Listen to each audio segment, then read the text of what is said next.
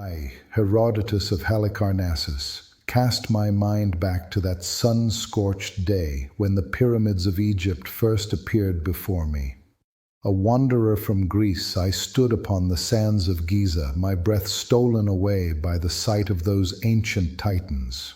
Thousands of years had weathered their edges long before my time, yet they gleamed in their stillness, their white stone casings smooth as a lake's calm surface while blazing under the midday sun. The wind had clawed at them, yes, leaving faint scars and softened lines, but their majesty remained, a memory in stone to hands long turned to dust. I had heard whispers of these wonders, but to see them was to feel the heartbeat of history pulse beneath my feet.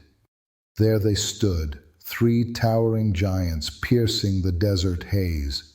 The greatest of them, vast as a city, climbed toward the heavens, its polished stones shimmering like a beacon, its apex sharp against the sky. Beside it, two lesser kin mirrored its form, their coverings chipped in places but radiant still, as if the light itself bowed to their presence.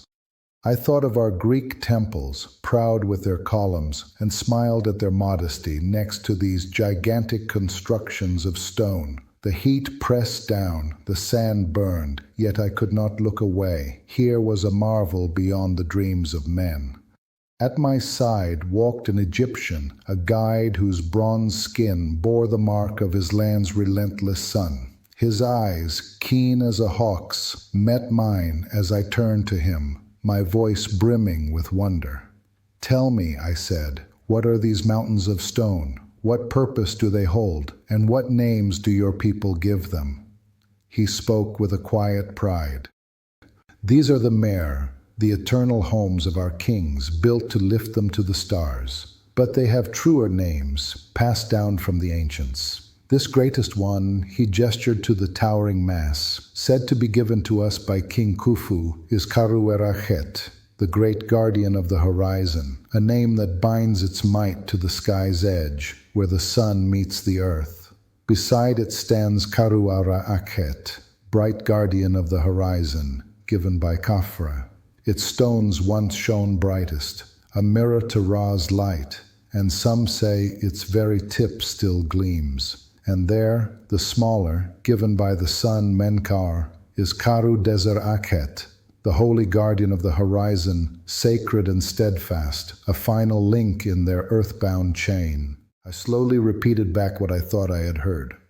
Khufu, Khafre, Men-Kaure. The thick accent of my guide throwing practice sounds into the air, but my ears not so good at distinguishing the flow of the words. I tasted the root they shared, knowing that the words would need to be remembered. I would eventually find my own way of repeating them so their names could flow from my mouth and into my writings. Cheops, Khephren, Mu-Ke-Rinos.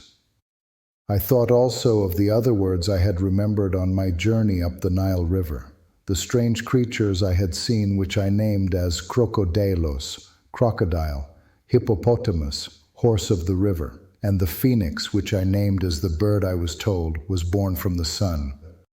Besides these, there was a hill of salt, in the midst of which was fresh water.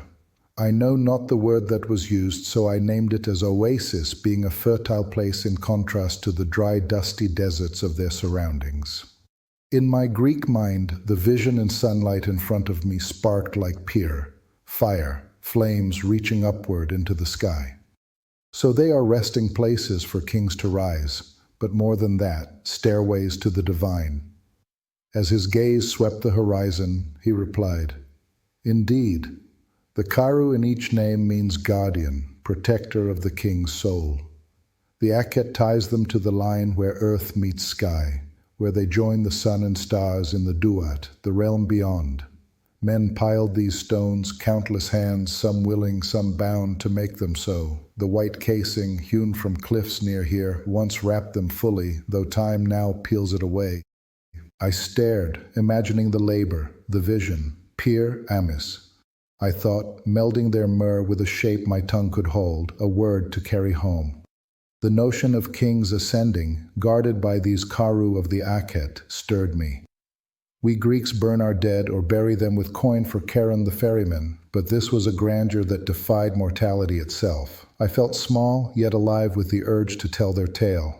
Then my eyes fell upon the Sphinx, half sunk in the sands, a lion's bulk with a man's face gazing east. Its limestone was rougher, pitted by wind and centuries, its nose blunted, its eyes deep and worn, yet it crouched with a stillness that commanded silence, its paws stretched as if ready to spring, though it never would. The pyramids gleamed on the raised plateau above, but the Sphinx bore no such sheen. Its power was carved from the raw rock, a guardian rooted in the earth. "And this beast?" I asked, circling its form. "What does it mean?" He stepped nearer, voice hushed. "This is Horemakhet, Horus of the horizon. It watches over the Mer, over Karuwaraket and its kin. Some say it wears Khafra's face, watching over his bright tomb. But it was carved when the world was young. It stands against evil, a sentinel for the sun's rebirth each day." I traced its lines with my gaze, feeling its weight.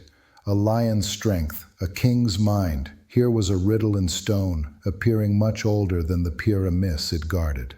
Its silence spoke louder than words, and I wondered what lay beneath its paws, what secrets it guarded through the ages. The sun dipped, shadows stretching from Karu-Ara-Akhet to the Sphinx's head, and I was caught between them, a mere mortal dwarfed by eternity, my own shadow carved into the very ground I stood upon. Now, in this afterlife, I see it still, the white-clad pyramids and the Sphinx, their true names remembered and still echoing, Karu-Wer-Akhet, Karu-Ara-Akhet, Karu-Deser-Akhet, and Horemakhet, unyielding. That first glimpse burned into me a truth I strove to share, that men could build, not just tombs buried deep into the earth, but destinies that reached into the skies to touch the sun, and they had set a lion man, a sphinx, to watch them build and guard over them forever as darkness fell, to watch the sun rise once again each morning.